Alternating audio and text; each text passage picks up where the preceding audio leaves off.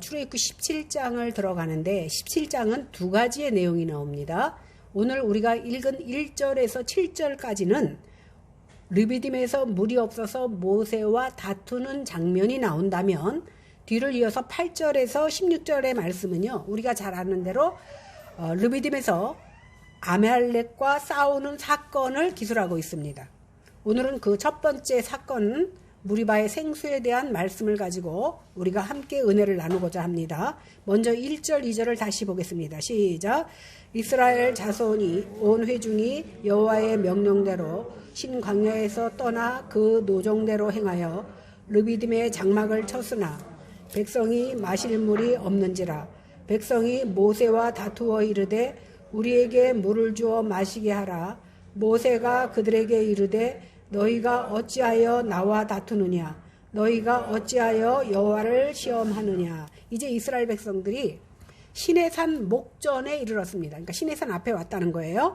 200만 명이 넘는 엄청난 수의 이스라엘 백성들이 그 불모지 같은 광야를 행진하며 마침내 하나님의 명령에 따라서 신광야에서 떠나서 르비딤이라는 곳에 이르러 장막을 치게 됩니다.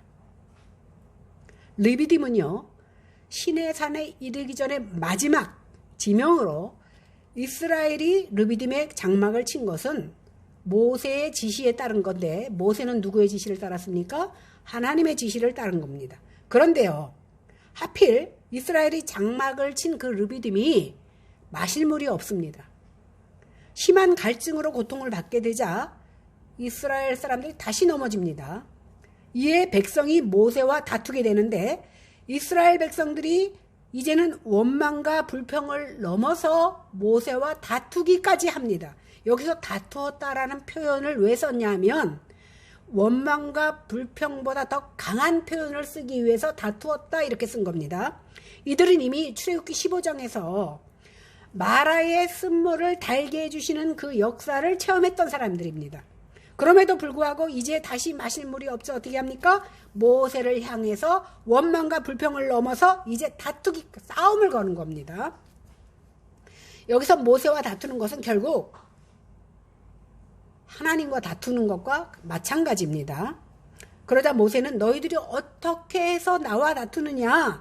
너희가 어찌하여 하나님을 시험하느냐? 여호와를 시험하느냐? 이렇게 말합니다. 이스라엘의 모든 여정은 여호와의 명령대로 따라가고 있는 겁니다. 맨 처음에 하나님께서 모세를 애굽에 보낼 때부터 하나님께서는 이미 작정하신 대로 이스라엘을 이끌고 나와 오셨습니다. 이것을 수없이 많이 모세를 통하여 이스라엘 백성들에게 알려주셨어요. 그러면 이 정도쯤 되면 이스라엘 백성들이 하나님께서 다 계획이 있고 섭리가 있어서 우리를 여기까지 인도해 내셨구나. 또 이 일을 통해서 하나님의 하나님 되심을 우리에게 보여주겠구나라고 생각했어야 되는데, 그들은 마라를 경험하고 엘림을 경험했음에도 불구하고 어떻게 합니까? 만나와 메추라기를 먹었음에도 불구하고 다시금 불평과 원망을 합니다.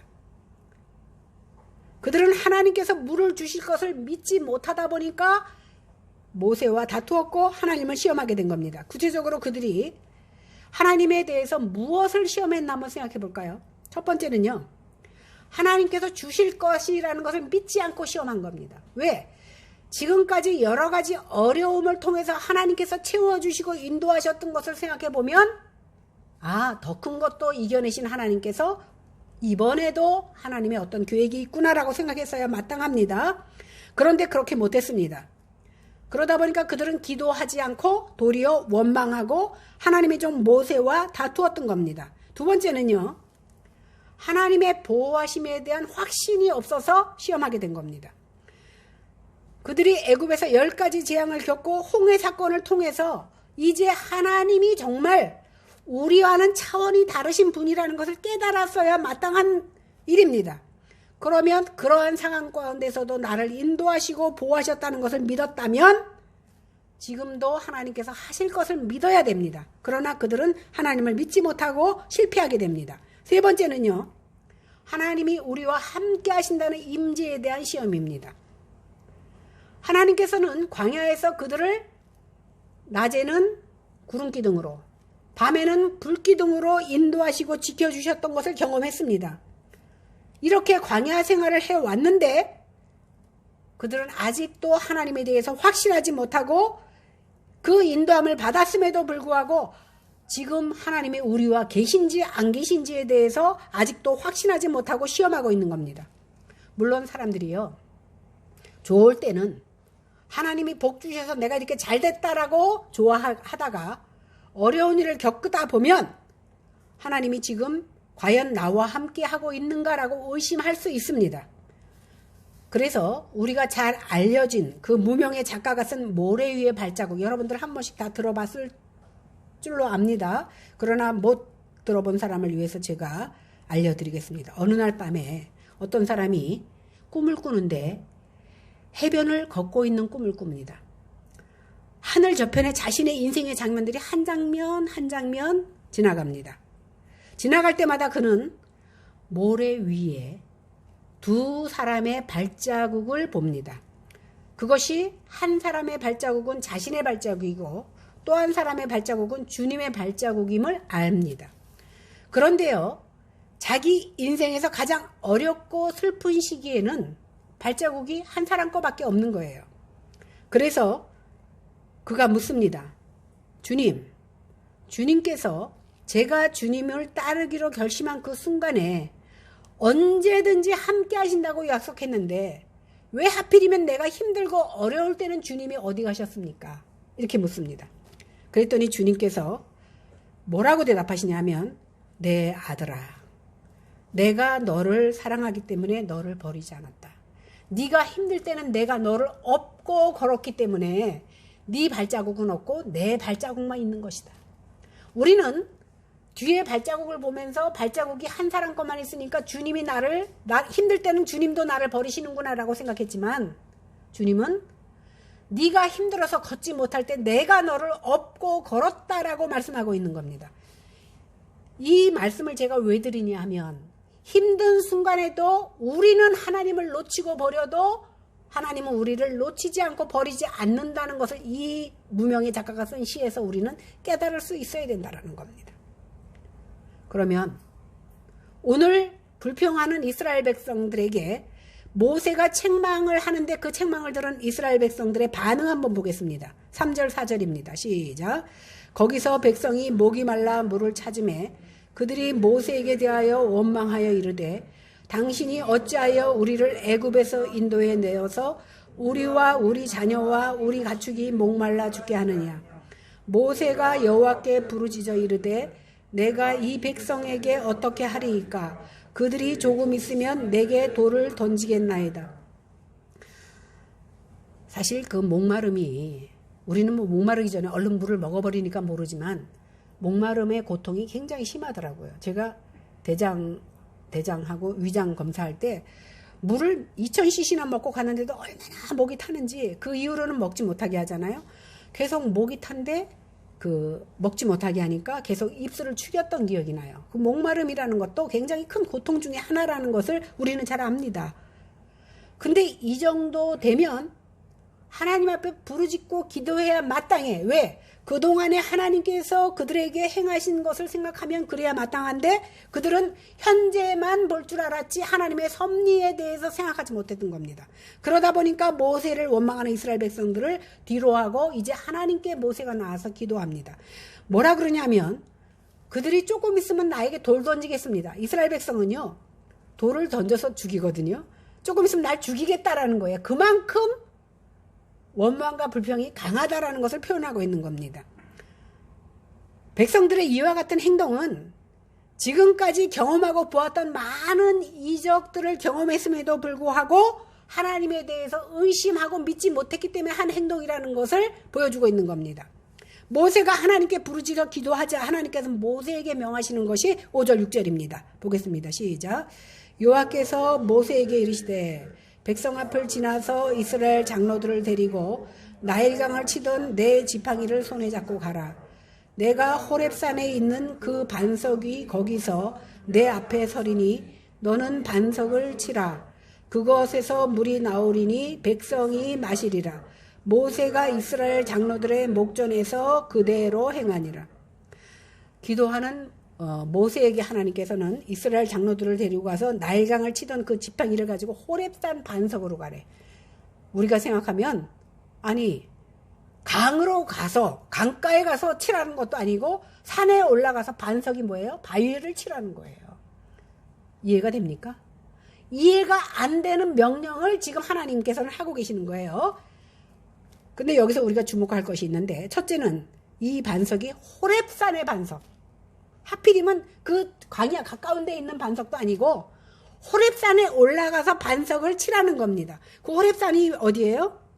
모세가 처음으로 하나님을 만난 곳이 시내산, 곧 호렙산이에요. 그러니까 호렙산과 시내산은 똑같은 산이에요. 특별히 구별하자면 호렙이란 지명은 산맥을 가리킬 때 호렙이라고 하고 그냥 그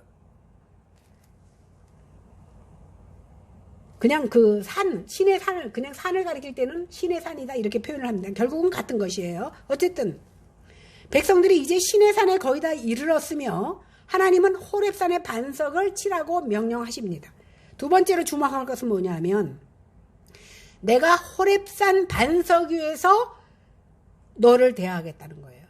이 말을 잘못 이해하면 하나님이 우리처럼 육체를 가지고 바위 위에 올라가 서 계실 테니까 치라는 거구나 이렇게 이해할 수 있지만 그것은 아니고 육체적으로 나타날 테니까 치라는 것이 아니라 이것을 영적으로 통찰할 수 있는 말씀입니다. 이 말씀을 사도 바울은 어떻게 해석했는지 한번 읽어보겠습니다. 고린도전서 10장 1절에서 4절입니다. 시작. 형제들아 나는 너희가 알지 못하기를 원하지 아니하노니 우리 조상들이 다 구름 아래 있고 바다 가운데로 지나며 모세에게 속하여 다 구름과 바다에서 세례를 받고 다 같은 신령한 음식을 먹으며 다 같은 신령한 음료를 마셨으니 이는 그들을 따르는 신령한 반석으로부터 마셨으며 그 반석은 곧 그리스도시라. 그 반석이 뭐래요? 오늘 사도 바울은 이 반석이 그리스도다라고 말하고 있습니다. 본문에서 하나님이 그 반석 위에 서 계신데 그 반석을 치라는 건 뭐예요? 하나님을 치라는 거잖아요. 하나님 자신과 이 반석을 거의 동일시하게 하면서 반석을 치라고 말씀하신 겁니다. 그런데 사도 바울은 그 반석이 누구라고? 그리스도다라고. 그리스도를 친다는 것은 무슨 말이냐 하면 바로 그리스도께서 십자가에서 죽으셔야 되는 것을 말씀하고 있는 겁니다. 반석을 쳤더니 물이 강처럼 흘러나왔다는 것은 그리스도께서 십자가에 죽으셨기 때문에 생수의 강이 흘러넘쳐서 예수를 믿는 자마다 영생을 누리게 된 거예요. 지난주에 우리가 배웠잖아요. 그죠? 사마리아 여인에게 이 물은 너가 먹어도 다시 목마르거니와 내 속에서 나오는 영원한 물을 마신 자는 목마르지 아니하리라 말씀하신 것과 또 이어지는 겁니다. 이 반석에서 생수의 강이 흘러넘쳐서 그 물을 마신 자마다 영원한 생명수가 된다라는 사실입니다. 여기서 우리는 요한복음에서 초막절 마지막 날에 주님께서 큰 소리로 외쳤던 말씀을 또 보겠습니다. 요한복음 7장 37절에서 39절입니다. 시작. 명절 끝날 곧 그 큰 날에 예수께서 서서 외쳐 이르시되 누구든지 목마르거든 내게로 와서 마시라. 나를 믿는 자는 성경에 이른 것 같이 그 배에서 생수의 강이 흘러나오리라 하시니 이는 그를 믿는 자들이 받을 성령을 가르쳐 하신 말씀이라. 예수께서 아직 영광을 받지 아니하셨으므로 성령이 아직 그들에게 계시지 아니하시더라. 예수님을 믿는 자들은 목이 말라서 주님께 나오는 자들은 생수를 마시게 될 거라는 거예요.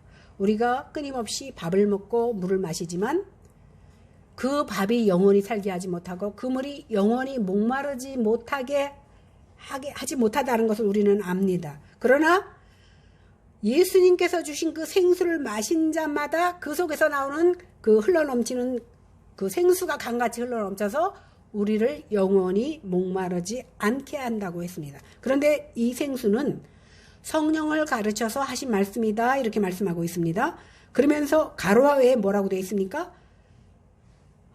예수께서 아직 영광을 받지 아니하셨으므로 이 말은 아직 돌아가시지 않았기 때문에 성령이 그들에게 계시지 않더라. 예수님께서 내가 가면 보혜사 성령을 너희에게 보내주시리라 말씀하셨잖아요. 이 말씀을 하시는 겁니다.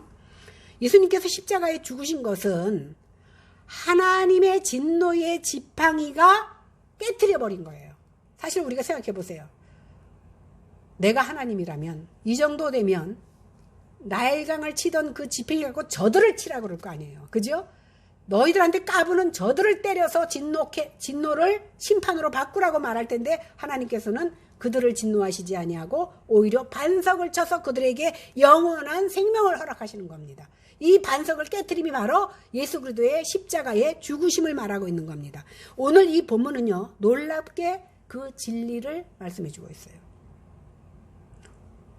김영미 성도님은 다음 주 거까지 예습을 해오셨더라고 대화하다 보니까 아말렉과의 전쟁에 대해서 저한테 질문을 해요. 그런데 우리가 그 스토리를 아는 것도 중요하지만 오늘 이 말씀을 통해서 하나님께서 우리에게 영적으로 계시하시는 것을 깨닫지 못한다면 우리는 헛것입니다. 와서 들은 것이 헛것이에요. 오늘 하나님께서 이 반석을 치라는 말씀을 통해서 예수 그리스도께서 죽으심으로 말미암아 생수의 강이 흘러넘쳐서 우리가 영원한 생명을 얻는다는 그 신비한 것을 가르쳐 주시기 위해서 오늘 출애굽을 통해서 오늘 이 말씀을 우리에게 주시는 겁니다.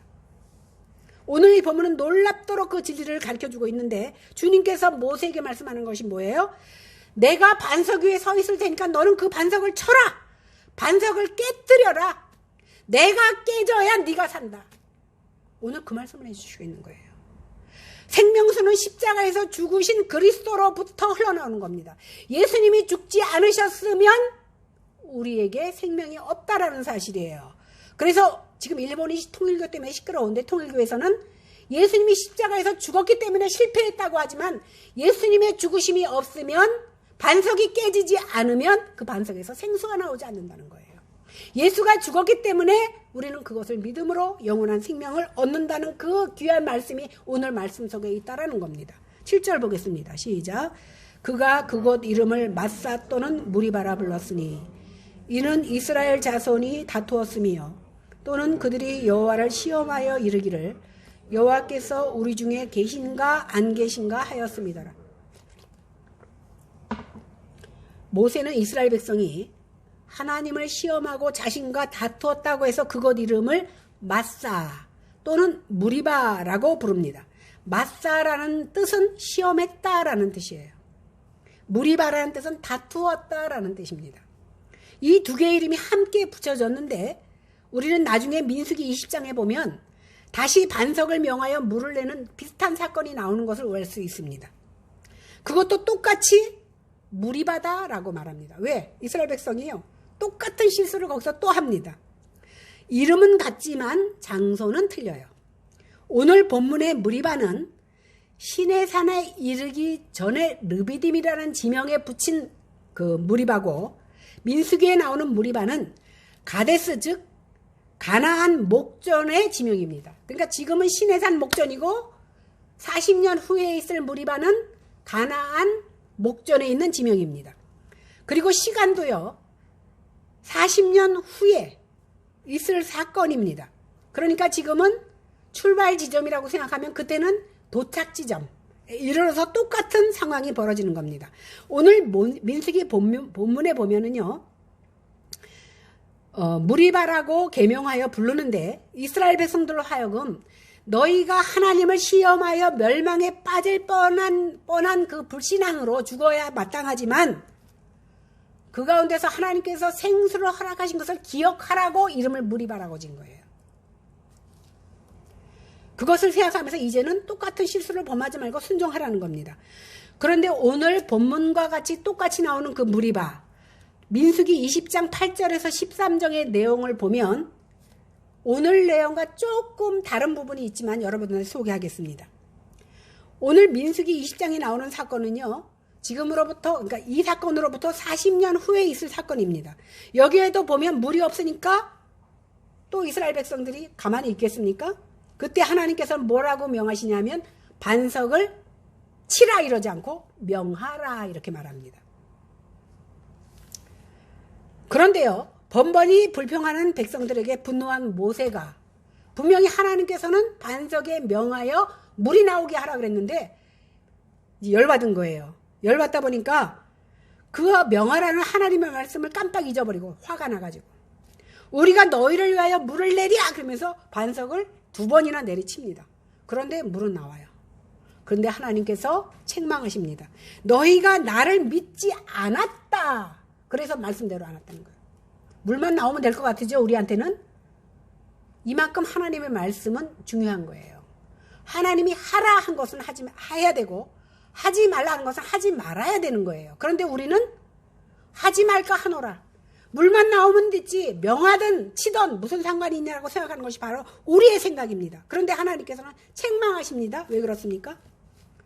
아까 반석은 뭐라고 그랬죠? 예수 그리스도라고 그랬어요. 반석을 치는 것은 예수님께서 십자가에 죽으신 거라고 그랬어요. 그러면 한 번 쳐서 예수님을 죽였는데 또 죽어야 됩니까? 다시 말하면 예수님이 2번 죽으실 필요가 없는 거예요. 첫 번째 반석이 깨진 것을 예수님이 죽으셨으면 이제 죽으신 예수님을 믿는 믿음만 있으면 우리는 영생을 얻는 거예요.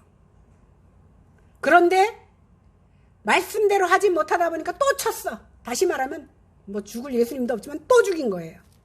이렇게 2번씩이나 친 것은 하나님의 말씀을 그대로 믿지 못하고 능력을 믿지 못해서라는 겁니다. 믿지 못하니까 하나님의 거룩함을 드러내지 못했다라고 하나님께서 책망하고 있는 겁니다. 그래서 하나님께서 이것을 너희가 나를 믿지 못한다라고 책망하게 된 겁니다. 마치 2번 쳤어. 모세가 2번 쳤는데도 바위에서 물이 흘러나온 것은 이제는 하나님이 주신 것이 아니라 내 능력으로 물이 나왔다라는 것입니다. 그렇게 되면 예수님의 희생의 공로는 물거품이 되고 만다라는 겁니다. 이것이 믿음이 없는 행위이며 하나님의 거룩을 드러내지 못한 것이 되는 겁니다. 이것 때문에 결국 먼저 지난주에도 보면 2 돌비 중에 첫 번째 돌비를 집어 던져서 분노했잖아요. 또 분노해서 실수를 합니다. 결국 이런 일로 말미암아 모세는 가나안 땅에 들어가지 못합니다. 그가 가나안 땅에 들어가지 못했다고 해서 그가 구원을 받지 못했다고 말하는 것은 아닙니다. 그 이유가 어디에 있습니까? 오늘 예수님께서 모세와 엘리야를 변화산에서 만나서 말씀하시는 것을 보아서도 우리는 알 수 있습니다. 그러니까 우리가 여기서 분명한 것은 뭐냐면 하나님의 말씀은 아무리 세상이 달라졌다 할지라도 말씀을 말씀 그대로 지켜야 한다라는 것을 오늘 보여주고 있습니다. 세상이 바뀌었다고 해서 합리화시키면 안 돼요. 이것을 통하여 하나님은 모든 문제의 해결점이 하나님께 있음을 깨닫는 시간 되시기를 바랍니다. 사실 우리가 살다 보면 굉장히 고통스럽고 절박할 때가 있습니다. 그런데 사람은요, 어려움이 닥치면 내가 아닌 다른 것에서 이유를 찾으려고 합니다. 그러다 보면 다른 데서 이유를 찾다 보니까 누군가를 원망하게 됩니다. 사실 이것은 굉장히 부끄럽고 잘못된 행동이지만 누구나 갖고 있는 속성입니다. 마찬가지로 이스라엘 백성들이 모세를 원망하는 것은 단순히 물 때문인 것 같지만 사실은 그들 마음속에 숨어있는 그 불신앙에서 나오는 겁니다. 그러니 이스라엘 백성들이 모세를 원망한 것은 단순히 모세를 원망했다라기보다는 하나님을 원망하는 것이 되는 겁니다. 그러면 이스라엘의 불신앙이 무엇입니까? 사실 이스라엘 백성들이 애굽을 출발해서 홍해에 이르렀을 때가 가장 그 위기였을 것 같아요. 죽을 수밖에 없는 그런 위기를 맞았을 때 하나님께서는 인간이 도저히 상상할 수 없는 방법으로 이스라엘을 구출해 내셨습니다.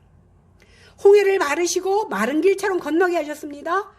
그리고 저들이 광야 생활을 시작한 지 며칠 안 돼서 먹을 것이 없을 때 만나를 내려주시고 메추라기를 주심으로 먹는 문제를 해결해 주셨습니다. 또 마라에서 쓴물을 단물로 변화시켜 주셨습니다. 하나님께서는 이스라엘 백성들이 어려운 문제를 만날 때마다 물의 문제, 양식의 문제, 모든 문제를 해결해 주셨습니다. 그런데 저들은 무리바에서 물이 없자 또 하나님의 능력을 믿지 못하고 죽음 가운데서 살렸던 그 하나님을 믿지 못하고 하나님의 종 모세를 원망합니다. 이 같은 모습은요, 그들이 아직도 하나님을 믿지 못하고 있기 때문입니다. 이것이 바로 불신앙의 결과입니다. 아까 우리가 김영민 성도님하고도 대화를 했지만 하나님을 믿는 믿음이 내 속에 자리 잡으면요, 하나님을 믿지 않는 게 더 힘들어. 다시 말해서 교회에 나오지 않는 것이 더 힘든 일이에요. 이러한 모습은 왜 나타나냐 하면 하나님을 절대적으로 신뢰하지 못하기 때문에 그 불신앙이 내 속에 자리 잡고 있기 때문에 행동으로 나타나는 겁니다. 아울러서 하나님을 믿는 백성도 세상 사람들과 똑같이 어려움을 당할 수 있지만 어려움을 당했을 때 불신자와 신자의 다름이 무엇입니까? 신앙으로 대처하느냐, 불신앙자와 똑같은 모습으로 대처하느냐에 따라서 하나님이 판단하신다라는 겁니다. 우리 역시도 어려운 일에 부딪히면 이스라엘 백성들처럼 누군가를 원망하기보다 내 자신과 하나님과의 관계가 무엇인지를 생각할 수 있는 자들이 되어야 될 줄입니다. 왜 그러냐면 인간의 생사화복을 주장하시는 분이 모세도 아니고 아론도 아닙니다. 하나님께서 인간의 생사화복을 주장하시기 때문에 어려운 문제가 생기면 하나님과 나와의 문제로 기도해야 된다라는 겁니다. 그러므로 우리가 크고 작은 환난을 당했을 때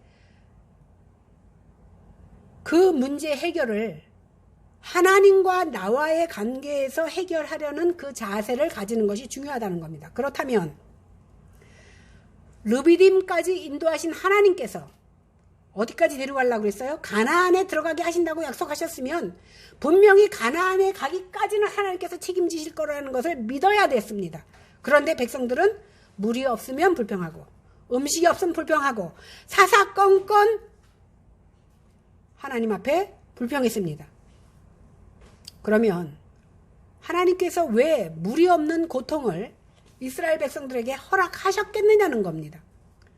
하나님께서 이스라엘 백성을 출애굽시키시고 가나안에 들어보내실 능력이 없어서 아까 그랬잖아요. 일주일이나 2주 정도면 출애굽해서 바로 다이렉트로 갔으면 들어갈 수 있는 거리예요. 하나님께서 분명히 능력 있는 하나님이심에도 불구하고 그들을 40년 동안 광야에서 유리방하게 하신 이유는 이스라엘 백성들에게 내재된 그 불신앙을 꺾으시고 훈련시키기 위해서 광야에서 그들을 살게 만드셨다라는 겁니다. 사실 이스라엘 백성들은요, 툭하면 하나님을 시험합니다. 이들은 신광야에서 만나와 메추라기의 기적을 보았고 구름기둥과 불기둥을 통해서 자신들을 돌아보고 인도하신 하나님을 경험했지만 사건마다 불평하고 원망하는 것을 보는 겁니다. 왜 그렇습니까? 결국은 하나님의 인내심을 시험하고 있는 겁니다. 이렇듯 이스라엘 백성들은 완악하고 영적으로 무지한 백성인 줄 하나님께서는 아시면서도 하나님께서 이들을 하나님의 백성으로 삼으시고 무리바에서 생수의 기적을 허락하신 겁니다. 그러면 우리가 하나님의 교회로 부르심을 받았어요. 우리도. 그런데 우리의 마음이 아직도 애굽이 세상이라고 그랬잖아요.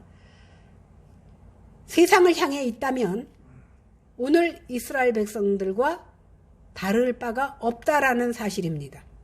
그럼에도 하나님은 인내하시고 우리를 구원으로 인도하십니다. 하나님의 오래 참으심이 바로 구원으로 나타난다라는 사실입니다.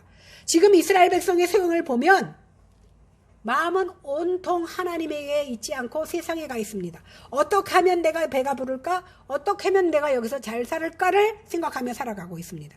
그러니까 원망과 불평이 나올 수밖에 없습니다. 이것은 하나님을 반역하는 것입니다. 그런데 이 지경까지 되면 모세가 짓고 있는 그 지팡이를 가지고 심판으로 그들에게 때려야 마땅한데도 하나님께서는 도리어 반석을 쳐서 생수가 터져나오게 하는 겁니다. 왜 그렇습니까? 그 이유는요, 하나님의 언약 때문입니다. 하나님께서는 아브라함과 이삭과 야곱에게 언약하신 그 약속을 지키시기 위해서 이스라엘 백성들을 때려 벌하지 아니하시고 오늘도 생수로 그들에게 갚으신다는 사실입니다. 이것이 바로 언약의 핵심입니다. 이스라엘 백성보다도 낫지 않은 우리의 모습을 볼 때에 우리도 벌써 심판을 받아 마땅한 자들 아닙니까? 그런데 하나님께서는 우리를 길이 참으시고 인내하셔서 여기까지 오게 하셨다라는 사실입니다. 그런데요, 이 언약을 위해서는 희생의 제물이 필요했습니다. 그래서 애굽에서는 어린 양이 희생되었어요. 이스라엘 백성들이 죽어야 마땅한데 죽지 않은 이유가 뭡니까? 그 어린 양이 죽고 그 어린 양의 피를 문설주와 문 인방에 발랐기 때문에 살아나온 겁니다. 이렇게 죽을 지경에서 살려주심을 입었음에도 금방 잊어버리고 어려운 문제만 생기면 하나님을 향해서 원망하고 불평하는 것이 바로 이스라엘 백성이요, 바로 우리들의 모습입니다. 우리가 삶의 상황에서 원망과 불평이 나오는 것은 내가 죄로 인해서 죽어야 마땅함에도 불구하고 예수 그리스도께서 피를 흘려 주셨으므로 내가 살아났다라는 것을 잊어버리고 있기 때문입니다. 그러므로 우리 안에 감사가 나오지 않고 불평이 나온다는 것은 예수 그리스도의 보혈의 공로를 잊어버렸기 때문이라는 사실입니다. 이렇게 언약을 이루시기 위해서 희생물이 필요한데 그 희생물이 바로 반석 되시는 예수 그리스도입니다. 그 예수 그리스도는 반석을 내리쳐야 물이 나오듯이 죽어야 그 안에서 영원한 생수가 나오는 것입니다. 이 반석이 바로 예수 그리스도고, 예수 그리스도께서는 내가 죽어서 진노를 받아야 마땅한데 그 진노를 대신 받으심으로 내가 구속을 받았다는 사실입니다. 이스라엘 백성들이 모세를 향하여 원망하며 다툴 때에 모세의 지팡이를 들어서 그들을 심판하지 아니하시고 반석을 쳐서 오히려 그들에게 영원한 생명을 허락하신 그 하나님께서 오늘 그리스도를 십자가 위에서 죽게 하심으로 나를 구속해 주셨다는 그 사실을 깨달은 성도는 그리스도께서 나를 위해서 생명을 주셨듯이 이제 내가 하나님을 알지 못하는 자를 위해서 내가 반석이 되어야 된다는 사실입니다. 다시 말해서 예수님께서 나를 위해 죽으셨듯이 이제 믿지 않는 내 형제와 자매들을 위해서 내가 죽어져야 된다는 사실을 예수님께서는 보여주고 있다는 사실입니다. 왜? 예수님이 서셨던 그 자리에 이제는 내가 서서 예수님이 받은 그 고통을, 예수님의 십자가를 놔둬지고 갈 수 있는 모습이 우리 가운데 있어야 되는 겁니다. 오늘 주님은 모세에게 말씀하십니다. 나를 쳐라. 나를 깨뜨려라. 그래야 너희가 생명수를 먹고 살아난다. 너희가 살 방법은 이 방법밖에 없다라고 오늘 말씀하십니다. 우리도 마찬가지입니다. 우리가 살 수 있는 방법은 예수 그리스도의 십자가밖에는 없습니다. 주님이 우리 대신 죽으시고 우리 대신 진노를 받으시고 우리 대신 형벌을 받으셨기 때문에 우리에게 구원의 소망이 있었는 겁니다. 지금 코로나 때문에 경제 위기 때문에 다들 힘듭니다. 그런데 만약에 이 와중에 나에게 수천만 금의 재산이 있다 해도 남이 가지지 못한 지식을 가졌다 할지라도 천하를 호령하는 권세를 가졌다 할지라도 사람들한테 칭송받을 만한 선행을 많이 쌓았다 할지라도 예수 앞에 나오지 않으면, 다시 말해서 예수 믿지 않으면 그에게는 생명수를 마실 기회가 없는 겁니다. 하나님의 사랑은 출애굽한 그때나 지금이나 영원토록 동일하십니다. 우리 모두 원망이나 불평에 앞서서 생명수를 공급해 주시는 예수님 앞에 나와 기도함으로 생명수의 은혜가 넘치고 기적의 역사를 체험하는, 그래서 그 체험으로 말미암아 나뿐만이 아니라 내 주변에 있는 모든 사람들에게 그 물을 공급해 줄 수 있는 저와 여러분들이 다 되시기를 주님의 이름으로 간절히 축원합니다. 기도하겠습니다. 오늘 무리바의 생수를 통하여 반석 되신 예수님께서 친히 죽으심으로, 깨지심으로 그 안에 영원한 생명으로 우리가 삶을 얻을 수 있다는 고귀한 신비한 사실을 깨달았습니다. 하나님, 그것이 심장으로 느껴질 때에 우리는 감히 우리 하나님 앞에 감사의 찬송을 드릴 수밖에 없음을 고백합니다. 하나님, 이제 주님을 진정 알게 하시고 머리로 아는 것은 이제 그치고 하나님을 내 가슴으로 받아들임으로 말미암아 주님 없이는 아무것도 아닙니다. 주님이 없으면 나는 아무것도 할 수 없습니다. 주님이 우선이고 주님 때문에 내가 살아갑니다라는 고백이 우리 가운데 있게 하여 주시기를 원합니다. 이 고백이 있을 때에 생수의 강이 흘러넘쳐 믿지 않는 자들에게도 이 물을 공급해 줄 수 있는 능력이 우리 가운데 있게 하여 주시옵소서.